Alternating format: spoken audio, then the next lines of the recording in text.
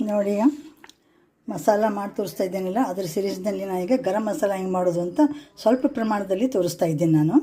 ಅದಕ್ಕೆ ಏನೇನು ಸಾಮಾನು 9 ಸಾಮಾನು ಹಾಕಿದ್ದೀನಿ ನೋಡಿ.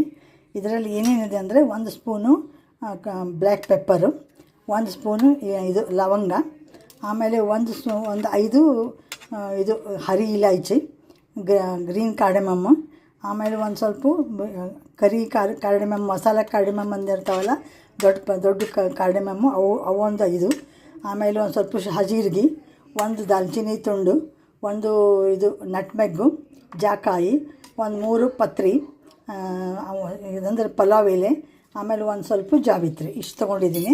ಈ ನೋಡಿ ಇದು ಕರೇನೆ ಅಂದರೆ ಇವು ಗರಂ ಮಸಾಲ ಮಾಡೋದು ಅಂದರೆ ಇವನ್ನ ಚಲೋ ಬಿಸಿಲಿತ್ತಂದ್ರೆ ಬಿಸಿಲೊಳಗೆ ಇಟ್ಟು ಚಲೋದಾಗ ಒರೆಸಿ ಬಿಸಿಲಾಗಿಟ್ಟು ಪುಡಿ ಮಾಡಿಬಿಡೋದು, ಹುರ್ಕೊಳ್ಳೋ ಕಾರಣ ಇಲ್ಲ.